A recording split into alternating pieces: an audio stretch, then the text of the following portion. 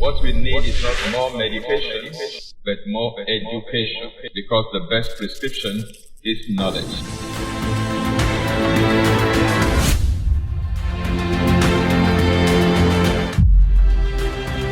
This is Exposé coming to you live from Lagos, Nigeria, every Monday on Instagram, YouTube, and Facebook simultaneously.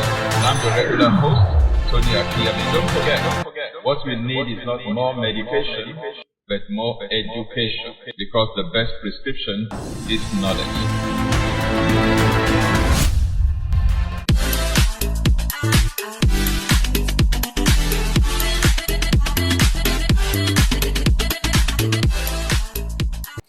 Hello and welcome. This is Exposé. I am your regular host. My name is Tony Akinyemi. We are continuing our conversation on certain principles that undergird healthy living.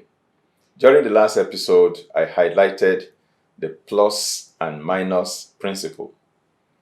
And today we want to continue in that same conversation. The addition and subtraction principle as it relates to healthy living, wellness, well-being.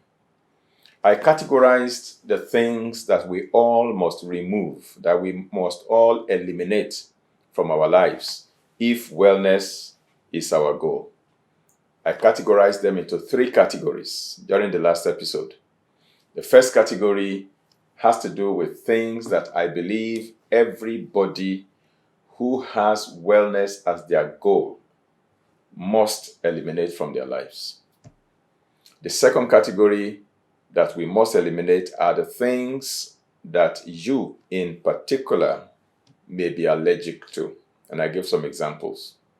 And the third category has to do with things that are contraindicated for you because of your particular medical condition. If you have been diagnosed with any particular disease, then you need to find out the particular foods or items or lifestyle issues that are contraindicated for you. For those who are asthmatic, for example, or probably even those who have allergic reactions to either food or certain chemicals or environmental substances, I encourage them, I advise them to not use scented detergent in washing their clothes or doing their laundry. I always encourage them to use unscented detergents, and probably even the bar soap that they use, toilet soap that they use in washing in the bathroom, to be unscented. Why? Because sometimes some of the scents or the perfume added to those detergents actually can trigger an allergic reaction. For example, if you wash your bed sheets or your pillowcase or even the clothes that you wear with scented detergent, by the time you sleep on that pillowcase or that mattress, that bed with that bed sheet on it, you inhale the scent from the detergent overnight. You wake up in the morning with a very serious asthmatic attack. Okay? So category 1, things that everybody must abstain from. Category 2, things that you're allergic to. And category 3, things that are contraindicated for you as a person.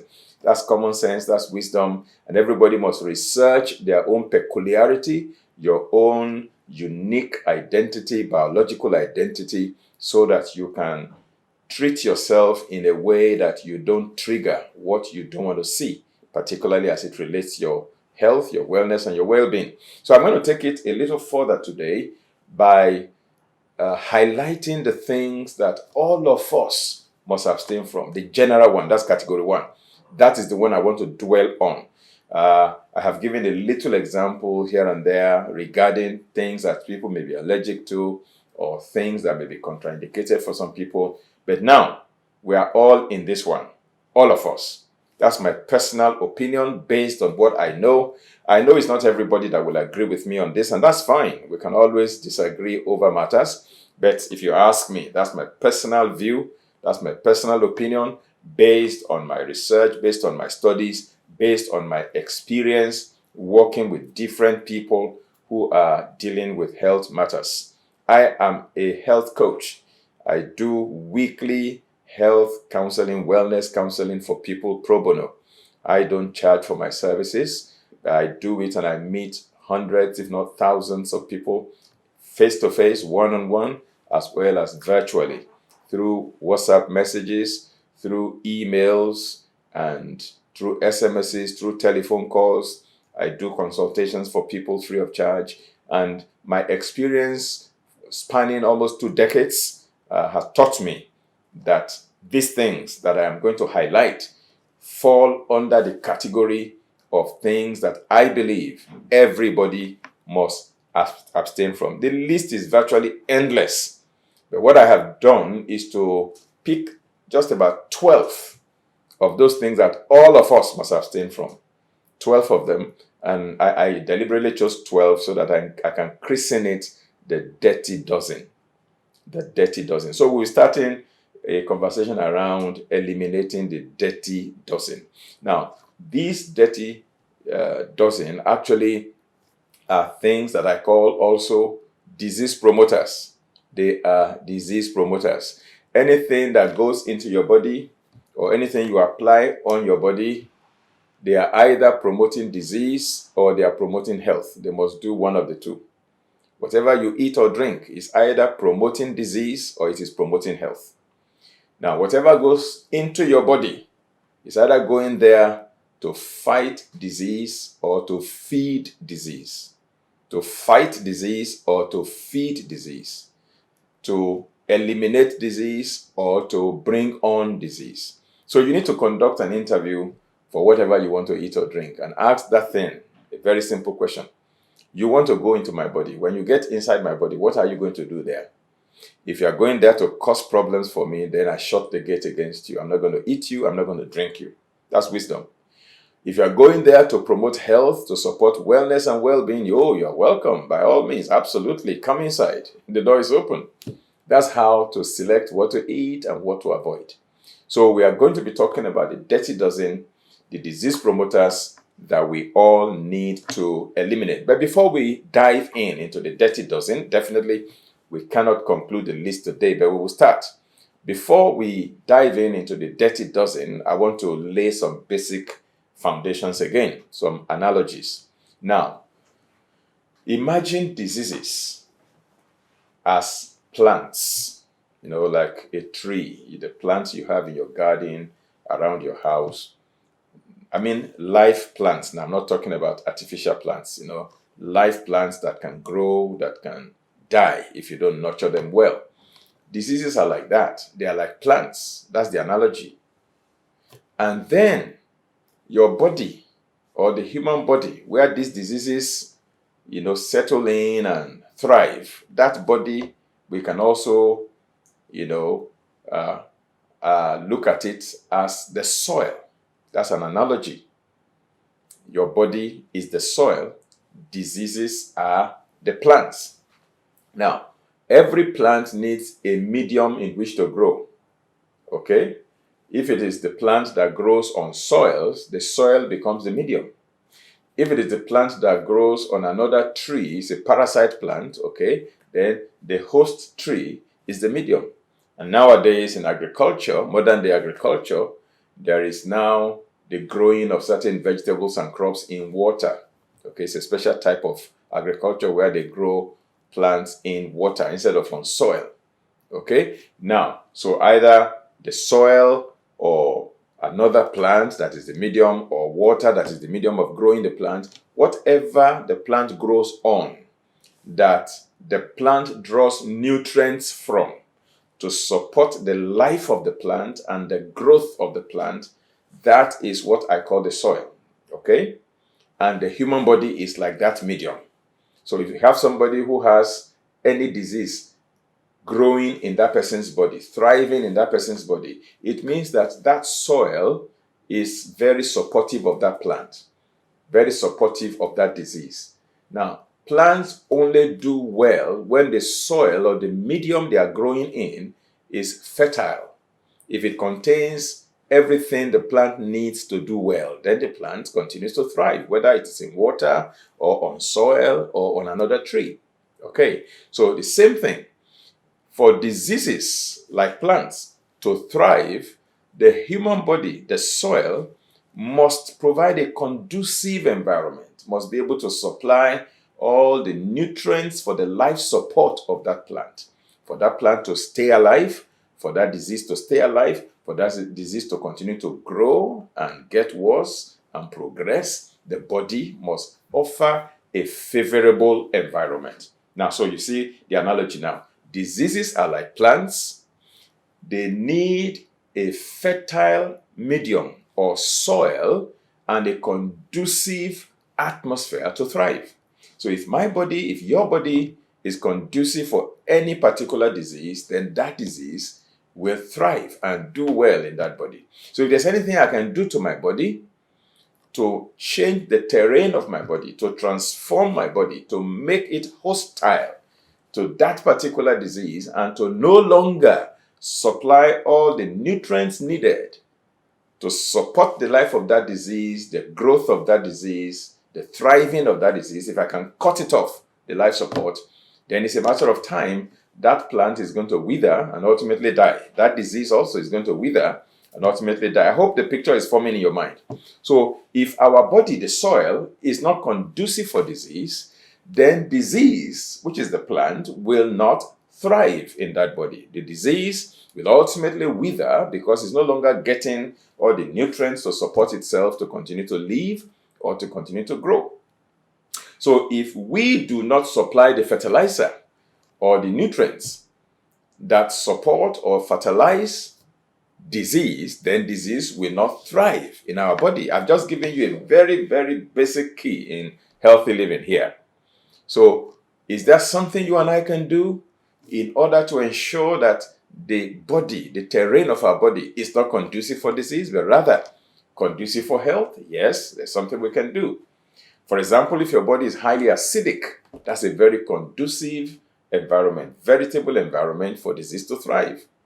If your body is oxygen deprived, wow, that's a good environment for certain diseases to thrive, particularly infectious diseases, viral infections, bacterial infections, fungal infections, and certain chronic degenerative diseases like cancer. They do well when your body is highly acidic, when your body is oxygen deprived.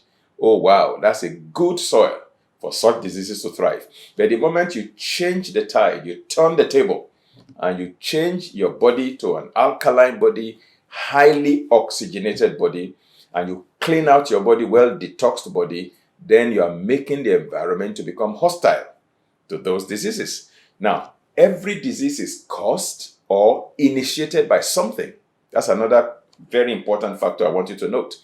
Every disease is caused or initiated by something or a set of factors.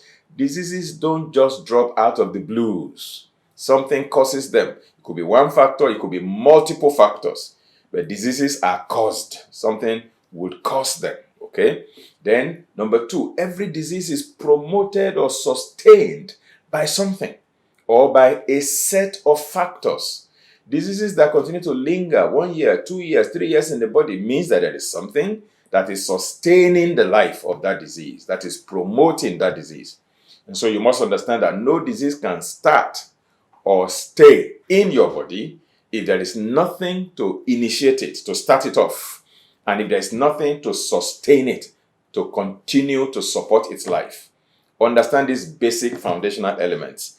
This is where we are going to, go on a short break, and when we come back, we'll be talking about these disease promoters and particularly the dirty dozen. Again, don't go away. I'll be back shortly. The Anatomy of Begging is the latest book written by Reverend Tony Akinyemi. This book has been written for the benefit of the church as a lens through which it can tell who indeed is the needy. You can get a copy of this book from Amazon.com or visit our bookstore, The Shepherd Store at 18 Shogunle Street off Mobolaji Bank, Anthony Way, behind Etebet Place, Abule Onigbagbo Bus Stop, Ikeja, Lagos.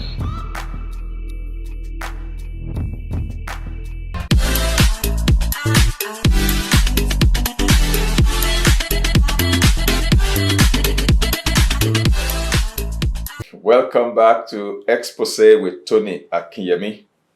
We're talking about healthy living principles, and we are discussing certain fundamental principles of health.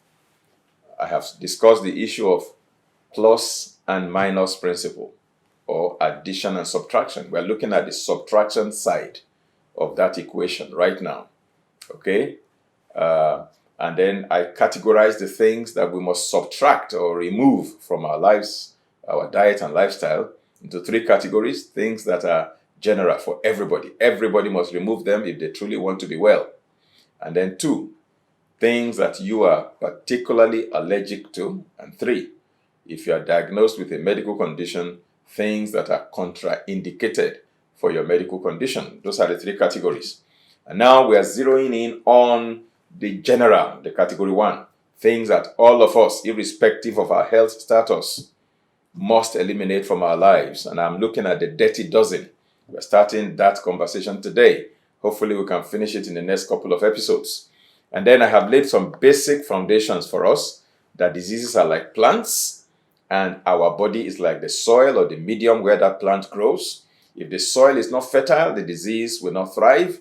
If the soil is fertile, the disease will thrive. So if I cannot do something about the disease, I can do something about the soil. You can change the terrain of your body. You can actually program or reprogram the terrain of your body and make it hostile to disease and make it conducive to health. Right. We have also established the fact that diseases are initiated and sustained in the body by certain factors. You need to understand what those factors are. In medical parlance, some of them are referred to as risk factors. Okay? And risk factors can also be divided into 2 categories. We have modifiable risk factors and non-modifiable risk factors. In other words, some of the things that contribute to disease, that initiate disease, that help disease progression, some of them are under human control. You can change them. You can modify them. You have the ability and the resources to do so. Those are called the modifiable ones. You can modify them. If, for example, you are a tobacco smoker, you can stop smoking. Smoking cessation is possible. That's something under your control.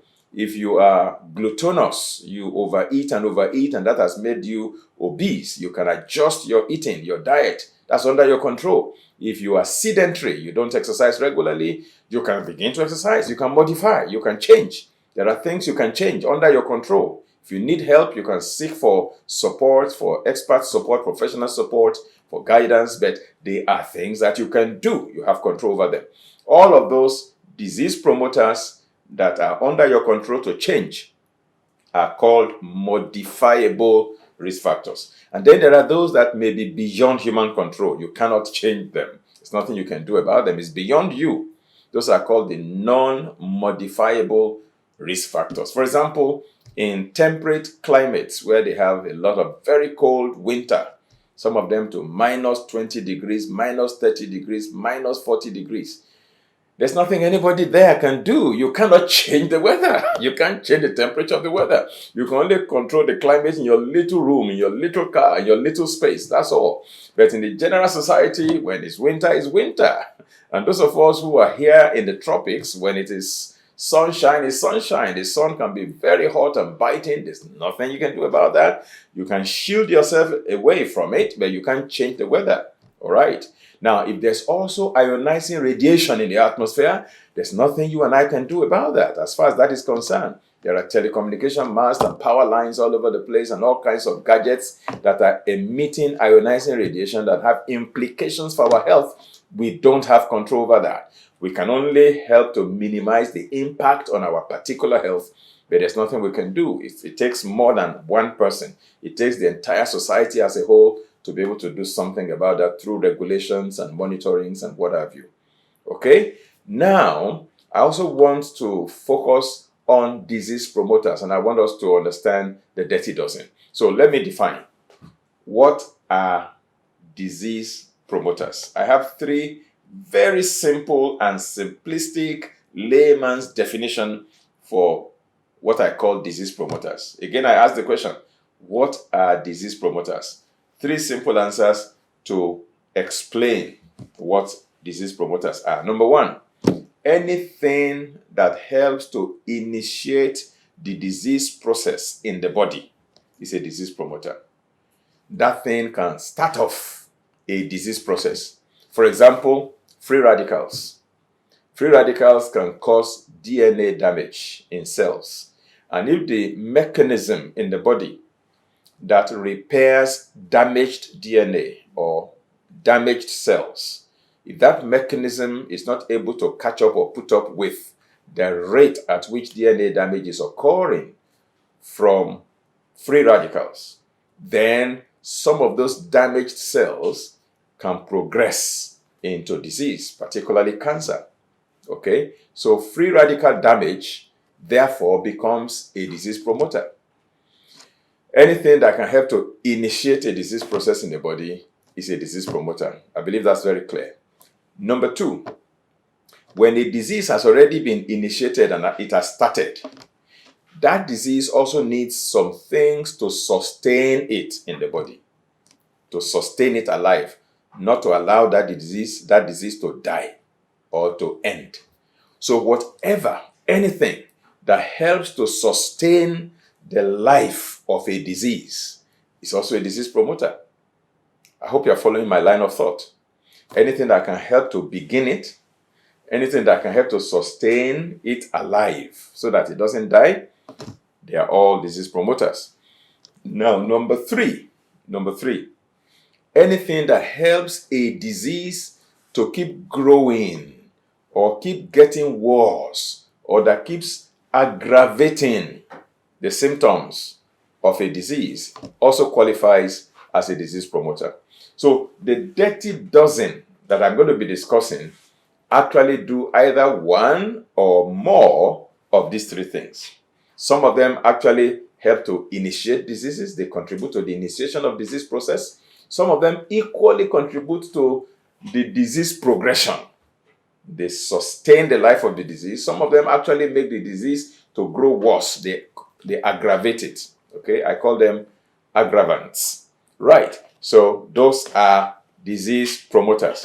Now, so what do disease promoters do in the body? Simply put, I've mentioned them. They help to initiate disease. They help to sustain the life of the disease, and they help to aggravate or keep the disease growing or getting worse. Now, they do it through various mechanisms. Number one, disease promoters intoxicate the body or they toxify the body. What do I mean by that? They make the internal environment of the body toxic or they make it dirty. Disease promoters are the things that increase toxicity or toxemia in the body. Number two, disease promoters help to create a conducive atmosphere, such as acidifying the body, reducing the pH of the internal environment. Anything that causes deficiencies of essential nutrients in the body, thereby starving the body of what it needs to function optimally, consequently weakening the immune system of the body, compromising the physiology and the biochemistry of the body, all of them are disease promoters. That's exactly what disease promoters do. They help to compromise many things, compromise immunity, compromise your hormonal balance, your hormonal profile, compromise your different factors within your body, and create such an atmosphere, such an environment that is conducive for disease. They help to reduce oxygen in your body. For example, they get you oxygen deprived. They create a hypoxic state or a state of hypoxia and a state of toxemia, okay, in the body. So in short, disease promoters make the body conducive for disease to start or to progress. And the goal of healthy living, our goal, is to reverse all that disease promoters have done in the body. In other words, if they have brought in toxins, we remove them. We call it cleansing or detoxification. We reverse acidity and alkalize the body. We reverse deficiencies by nourishing the bodies and boosting immune system or modulating immunity, as the case may be. We improve oxygen supply by improving circulation, blood circulation, and what have you in the body. Now, all the above are done to change or to reprogram the terrain of the body so that it is no longer conducive for disease to start or progress, so that it becomes hostile to disease and conducive to health. This has been Exposé, and I'm your regular host, Tony Akinyemi. We'll go on a short break now, and when we come back, we continue our conversation on the dirty dozen, based on the principle of plus and minus in healthy living. Don't go away. I'll be back shortly.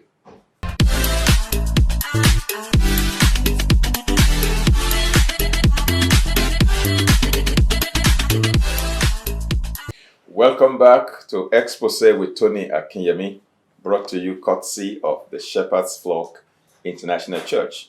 Our headquarters church is at 18 Shogunle Street, Abule Onigbagbo off Mobolaji Bank Anthony Way, between Sheraton Hotel Ikeja and Echo Hospital, behind Etiebet's Place. We welcome you to join us in our Sunday services one of these Sundays at 9 a.m. It's always a wonderful time in the presence of God, for salvation, for deliverance, for healing, for diverse blessings and miracles. God works wonders among us when we gather. So this is my special invitation to you every Sunday, 9 a.m. And every Wednesday, we join online on Zoom to do our Wisdom for Living, our Bible study, and our prayer meeting at 6:30 p.m. every Wednesday. Now, we resume our conversation on the dirty dozen, based on the principle of subtraction and addition in healthy living. And I have mentioned the fact that disease promoters do certain damages to the body, and they create certain environments that are conducive to disease. And our aim in healthy living is to reverse everything that disease promoters do. Now, we are picking just a dozen of disease promoters just as samples. This does not represent an exhaustive list. The list goes into hundreds, if not thousands, of things that we need to eliminate from our lives. But I'm looking at things that I believe all of us, irrespective of who we are and our health status, must eliminate from our lives if our goal is wellness or well-being. Now, the dirty dozen. Number one, I have about 3 items under number 1: sugar, soft drinks, and packaged juices. I believe everybody must eliminate them from their lives. And I'm going to tell you why. Okay? Just stay with me. Number 2 on the dirty dozen are artificial sweeteners. Examples are saccharin, aspartame, and so on and so forth. All these artificial sweeteners are typically used as replacements for sugar because many people are trying to run away from sugar. Of course, when I said number 1 is sugar, soft drinks, and packaged food juices, people then say, okay, he says we should eliminate sugar, so I'm going to be using artificial sweeteners. So I'm trying to say even artificial sweeteners make the list. All right. The third on the dirty dozen list are fried foods and fast foods. Of course, I'm going to clarify when it comes to fast foods, because you may go to a fast food restaurant. There are some foods that may be acceptable, okay, depending on how they were prepared and what have you. But majority of fast foods in fast food restaurants qualify for part of the dirty dozen to eliminate. Number 4 on the dirty dozen list is monosodium glutamate, otherwise known as MSG, monosodium glutamate. This is a chemical substance that is a taste enhancer, and many people use it in cooking to make their cooking, their food, very palatable so that their customers can enjoy it if they operate restaurants, or their family members can enjoy it if you're a mother and a wife and you're cooking for your family. They are called taste enhancers, MSG, monosodium glutamate. It makes the list of the dirty dozen. I'll be giving you details of what they do to the body, the damage they cause to the body, and why you must eliminate them from your diet. Number 5 on the dirty dozen list is gluten-rich foods, foods that are high in gluten. For example, wheat, okay? Particularly genetically modified wheat. I see a lot of people telling me that, oh, they told me to be eating more of wheat bread, whole wheat bread, and wheat meal because of my diabetes and what have you. And I tell them, well, in my personal consideration, in my well-considered opinion, wheat is not the food that diabetics should be eating. There are other things you can eat. Okay? Number 6 on the dirty dozen list is cow's milk and dairy products made with cow's milk. Of course, there are alternatives to cow's milk. Goat milk is a very good one. Sheep milk also can be very handy. Then there are nut-based milk like coconut milk, almond milk, cashew nut milk, hazelnut milk, even rice milk. Okay, these are alternatives. We'll talk about that. So cow milk and dairy products make the number 6 on the dirty dozen list. Of course, there are different things you can do to cow milk to make it somewhat acceptable, particularly if it is organic, grass-fed cows that produce the milk without growth hormones and without antibiotics loaded into their feed. All right, you can ferment them, you can make them into different fermented food, and then it becomes acceptable. It's no longer part of the dirty dozen list. But then most types of cow milk available on the market that you buy pasteurized cow milk actually make the dirty dozen list. Number 7 on our dirty dozen list is refined salt, otherwise known as common salt or table salt. It doesn't matter whether it is iodized or not. The fact that it has been refined and it has anti-caking agents added to it makes it part of the dirty dozen to eliminate. So you say, are we going to be cooking without salt? That's not what I've said. There are options. You have Celtic sea salt, you have Himalayan pink salt, and various other things you can use to spice your food, to season your food for taste and even for health. Because some of the seasonings, herbal seasonings and spices that we use in cooking actually have medicinal values, apart from, enhancing the taste and the flavor of our food. So refined salt is number 7 on our dirty dozen list. I'm not actually arranging them in any particular order. I'm just listing them, as samples from the myriads of things that are disease promoters that we need to subtract or minus or remove or eliminate from our menu or our diet and our lifestyle. Number 8 is processed foods. Processed foods. That includes processed meats as well. Processed meats will include corned beef, hot dog, bacon, sausage, ham, and what have you. All of them have, nitrates that are not particularly good for the body. The chemicals and the additives that they add to them to enhance their flavor, to preserve them. In fact, if you go to the website of the WHO and look at all press releases regarding processed meat, you'll be shocked that some of these things are actually listed as probable or possible carcinogens, cancer-causing agents. All right, so processed foods, including processed meats. Most food items in cartons and tins will qualify for this. Of course, it's not 100% of all the foods in cartons and tins that I'm talking about. Sometimes you buy your oats in tins, and oats are fantastic. Okay, they are particularly good in lowering cholesterol, okay, and many other wonderful things. Right, so the number 9 on the list are fiberless foods. Foods that got their fibers entirely removed. A few exemptions, of course. For example, if you juice your fruit or vegetable, that's fiberless too. But then those ones are concentrated nutrients that actually support health and healing. So carrot juice would be wonderful, tomato juice would be wonderful. And I'm not talking about the tomato juice in the supermarket in a carton that it added a lot of sugar and a lot of salt to it.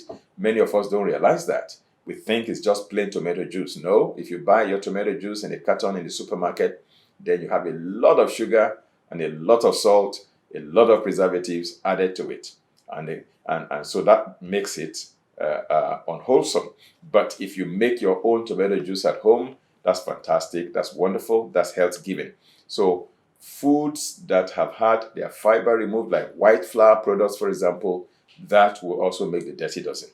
Number 10 concerns only women, and that is birth control pills and oral contraceptives, and as well as other chemical hormone-based contraceptives for women.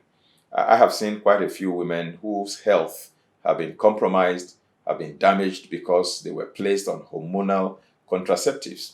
There's a particular lady, for example, who is a musician. She's a singer, and she suddenly discovered that she was having, her voice box affected. She would, her voice would just go off. The moment she starts singing for 30 minutes, you won't hear her voice anymore. She was having that experience, and it was embarrassing as a professional singer. And so she went to the hospital to see an ENT doctor. They checked and checked. They couldn't place anything. They said everything was fine. All the tests they did didn't return anything positive. But then she was having this experience, and it was not like that before. So she came to see me and talked with me.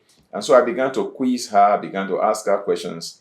And I just remembered that there are certain contraceptive pills that one of the side effects is it actually can affect the voice of a person, a woman, and make it hoarse. So I asked her, are you on any contraceptive pill or any hormone-based contraceptive, whether the implants or whatever they are, the injectable? And she said yes. And she told me the particular one. I said, well, I am not going to tell you anything directly. I want you to go online yourself and through a search engine, search for the side effects of the hormonal contraceptive that you are using.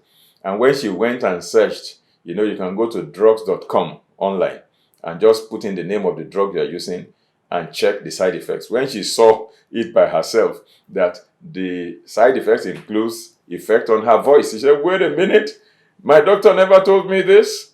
And I told her, so you know the answer now. Get rid of that contraceptive and your voice will be stable again. And that was exactly what she did. And her voice came back.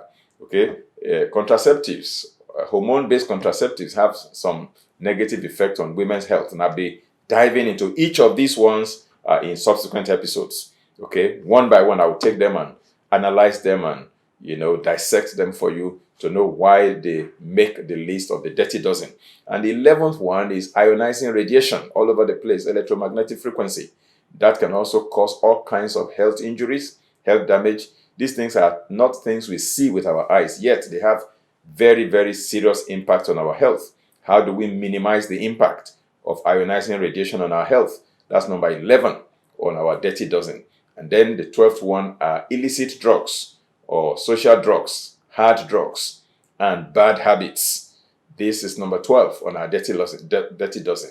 I have helped you to identify the general things that everybody must eliminate. And if you can handle this one thing, I always tell folks, if you can just eliminate disease promoters from your life, things that are initiating diseases, things that are making diseases, sustaining the life of diseases in your body, things that are making diseases to progress in your body, if you can identify them and eliminate them from your life, you have solved your problems at least 50%. And then the other 50% are the things you need to begin to add. Health promoters. You eliminate disease promoters and you begin to add health promoters. This is how far we can go today. And this has been Exposé with Tony Akinyemi. I'm your regular host. Don't forget that what we need is not more medication, but more education. And the best prescription is knowledge. To be informed is to be transformed. To be uninformed is to be deformed. Again, if you have not subscribed to our YouTube channel, please do so right away. And if you have not liked us on Facebook, please go ahead and do that. If you're on YouTube, don't also forget to click on the notification button, and that will always remind you when we come online. Join me every Monday at 8 p.m. Nigerian time for many more episodes of Exposé, where we reveal, we expose, we expound information for your transformation. In other exposés, they expose bad things that people do. Here, we expose good things for your health and wellness. The Lord bless you. Thank you for having your evening with me this Monday. Have a very great and wonderful week ahead of you. And don't forget to share this video with your friends. They will thank you for it because it will bless them. Thank you and bye-bye.